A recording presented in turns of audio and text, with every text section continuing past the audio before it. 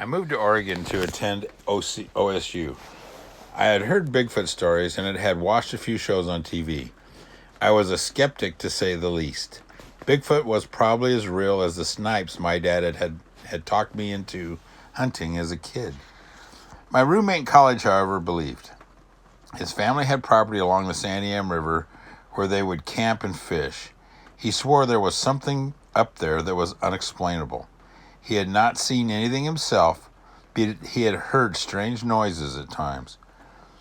When we had summer break, I decided to buy a pickup and trailer. I bought trail cams and recording equipment. A gun also. I may have been a skeptic, but I wasn't dumb. Greg took me up and helped me get all set up. I had not camped before, but I must say it was beautiful. There was a beautiful little meadow surrounded by huge pine trees. Deer trails everywhere. Everywhere you looked, there was some form of wildlife. Deer, chipmunks, squirrels, a dozen different kinds of birds. I wasn't in Kansas anymore. After we settled in and I got to work, I was going to prove or disprove the myth. We placed 3 trail cams on deer trails going to and from the river. The forest and underbrush were very thick, so I climbed trees to place them high enough to get a look down into the brush. I thought that if anything moved anywhere, I would catch it on video. I then placed a camera high above camp. My thought was that this creature might be curious. It might want to investigate the new people in town. We had spent hours setting up. Greg just smiled the whole time. He finally said it had all been tried before. He said Bigfoot had been stalked for years with very little success, but people still believed.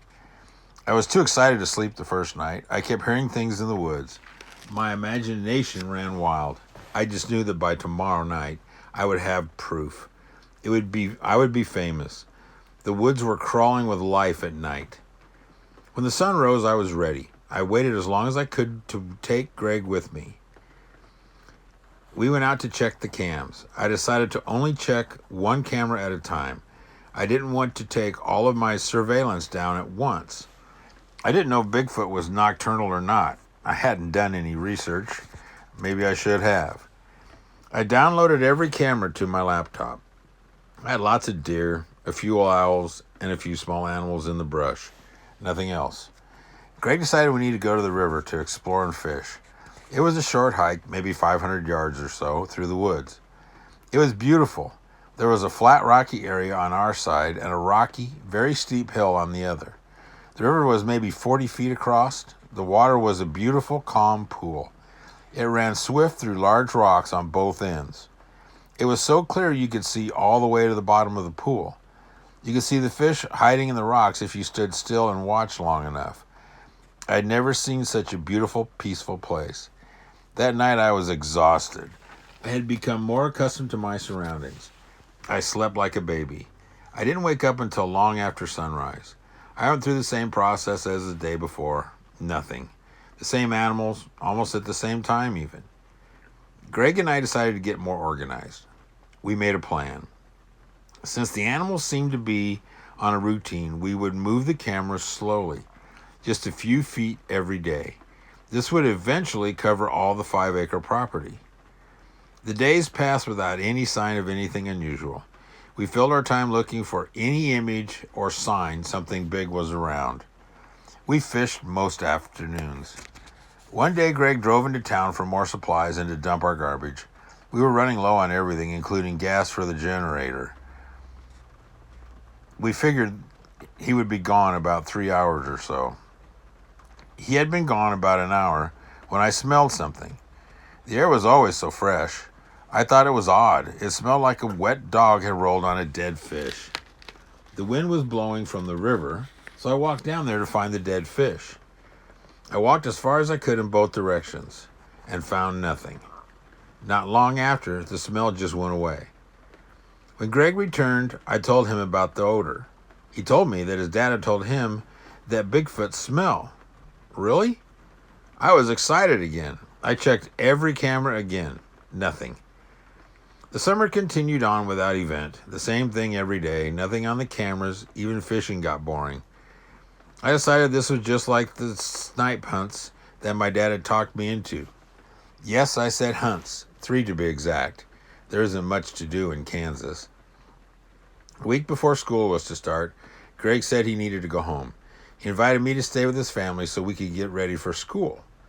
Our rental in Corvallis would be ready for a week. His family is great, but I wouldn't be comfortable. I decided to stay another day, then I would take my trailer and slowly head to Corvallis. I loved their property and felt very comfortable there alone.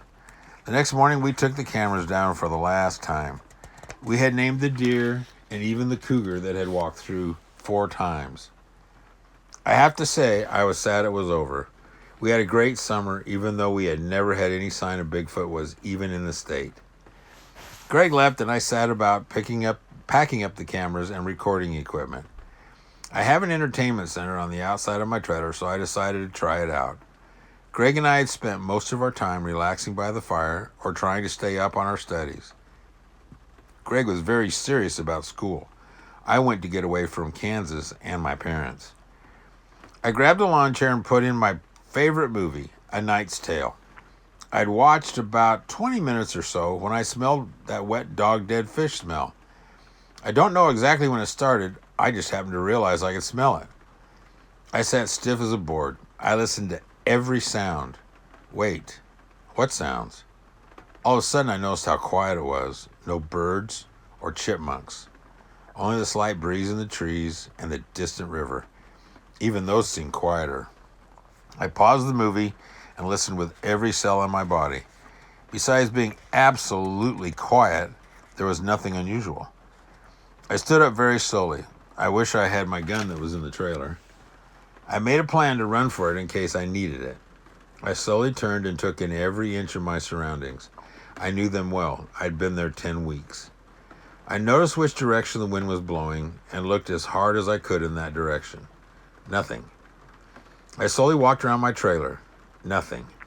I then decided to climb the ladder so I could get on the roof and look down into the brush. Nothing. I stood up there for what seemed like hours, but was probably only minutes. Nothing. The odor was still there, but not as strong on the roof. I finally gave up. I told myself nothing as large as what a Bigfoot was rumored to be could sneak up on me without me hearing it. I went inside and got my pistol anyway. I went back to watching my movie and tried to relax. I considered hooking up and leaving, but I decided to wait until morning. As I was sitting there, I noticed the birds again. I began to doubt myself, especially when a chipmunk sat on a log about 5 feet away. How could I be afraid if he wasn't? I had a long night. All of a sudden, the forest was as loud as a football game. It wasn't, but my imagination was running wild. I kept the outside lights on and kept it dark inside. At every noise, I peeked out to see nothing. The next morning, it was a little cold. I put on my jacket and went outside to be sure I hadn't missed anything. I carried my pistol in the pocket. I was a lot more nervous than I liked to admit. I checked everything. Nothing had been disturbed. Everything was exactly as I had left it. Even the raccoons hadn't touched anything. For some reason, this bothered me. They love my garbage normally. I began to relax. The odor was still there, but it was not as strong as yesterday. I decided it was just the river. I walked down to the river to take it all in. I planned on leaving this morning, and it was so peaceful there, I would miss it. I walked back and forth on the bank. I could watch the fish if I moved slow enough. It seemed I spooked them if I moved too fast. I was taking it all in. God, I will miss the peace and serenity of this place. As I looked around, I saw a little puff of fog rise up from the rock pile across the river. I glanced at it in passing, then there it was again. This time when I looked at it, I froze. Sitting among the rocks was an extremely large creature. The rocks were blackish and gray from the morning dew. So was this creature. I was staring at it as it was staring at me. It seemed to be calmly studying me. I was frozen with fear. It was enormous. I couldn't say how tall as it was sitting on the bank, leaning against a large rock. I would guess it was 5 feet across at the shoulders. If I had to compare it to anything, I would say he looked like a football player in a fur coat. I believed that at any second it would pounce on me in a single bound. My hands were in my coat pockets, so I held my pistol, but I didn't brandish it. I just felt safer feeling it. Neither of us moved what seemed like hours, but it was probably only minutes. Finally, he let out a slight snuff and stood up. He was 2 feet taller than I. I am 6 feet tall. He made me think he was someone's grandpa, if you know what I mean. He was almost black with lots of gray mixed in. His fur, more like hair, was long but not real thick. He didn't show any signs of aggression toward me. He just turned, looked up the hill behind him. He then took 2 easy steps, turned back to look at me, and walked slowly over the rocks and into the forest. I was still frozen in my tracks. I was shaking. I studied the forest for any sign of anything moving. Nothing. It was totally still, not a sound. I didn't want to look afraid in case he was watching, so I walked up and down the bank a couple of times, then walked back to camp. I locked the door as soon as I got to my trailer. Why? That thing would just rip the door off. I started packing everything inside the trailer. As I did this, I calmed down. I thought how he hadn't even showed any signs of aggression. It was more like he was just checking me out, sizing me up. I hope he couldn't smell fear. I finally had the nerve to look outside. I looked at everything. Nothing unusual popped out at me. I noticed that chipmunks were playing on a log, so I stepped out. The air was fresh, no strong odors. I decided to hook up my truck to the trailer. I felt safer thinking I could leave on a moment's notice. As time passed, I felt safer. I decided to go back inside. It was getting warm, so I opened the windows. I thought I would smell him if he was around. Everything was normal. God, I wish my phone worked. The more I thought about it, the braver I got. He could have attacked me at any time, but he didn't. Maybe he was just curious about me. Maybe it was just the Jack talking. I went back outside, still no odor. The more I relaxed, the braver I got.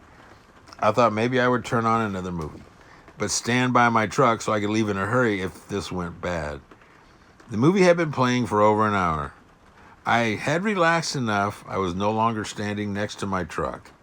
When I smelled the odor again, I studied my surroundings intently. No sign of anything abnormal. No sign at all. I was beginning to think he liked watching movies. Soon after the movie was over, the odor went away. I heard no sound at all. How could such a large creature be so quiet? I had an idea. I'd put the trail cams back up, give it a few hours, then play another movie. I put them as high as I could. They looked down in all directions on the entertainment center side of my trailer. I made sure to cover the whole area behind the trees and thickest brush. I stayed alert to my surroundings and kept smelling the air. Nothing. All was normal. I went about working around camp. I was hoping to make all my activities seem normal for anything that might be watching me. I relaxed for about an hour, keeping my nose to the wind the whole time. Nothing. Then I put on a movie. The whole movie played without any sign of the creature. It was almost dark, so I gave up for the night. I slept very little. I looked outside at every noise. I will admit I felt better when the raccoons returned to scavenge the camp. The next morning, I decided to leave the trail camps unchecked. I thought if I was being watched, the less attention I paid to the cameras, the better. I acted normal, even though I was dying to start a movie. I finally gave in. The movie played without event. No odor, nothing but fresh air. I decided to leave the cameras alone. If I just let them go unattended, then maybe I wouldn't attract any attention. I went about my day as though nothing had happened. Just another day.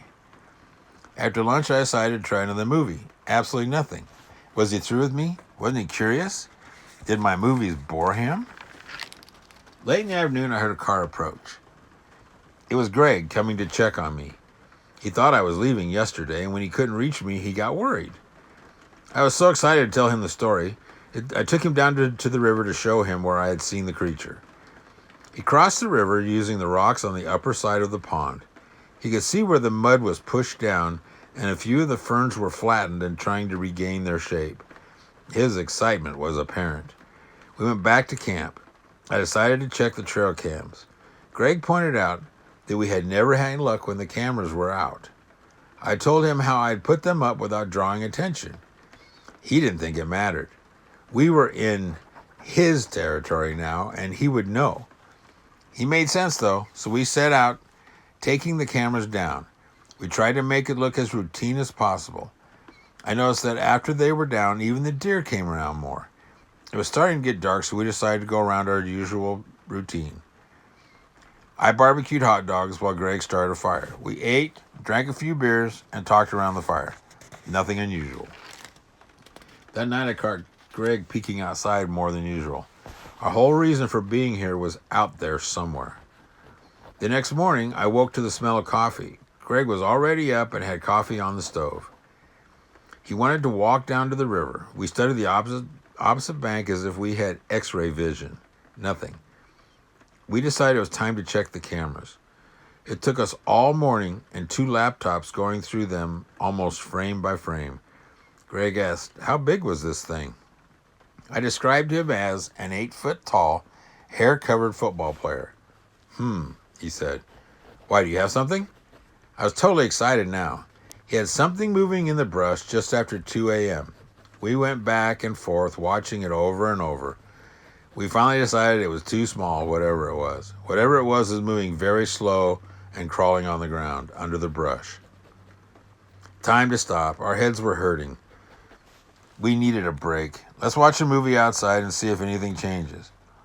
I was beginning to believe the creature had probably moved on. Oh well, we needed to go back to Corvallis soon anyway.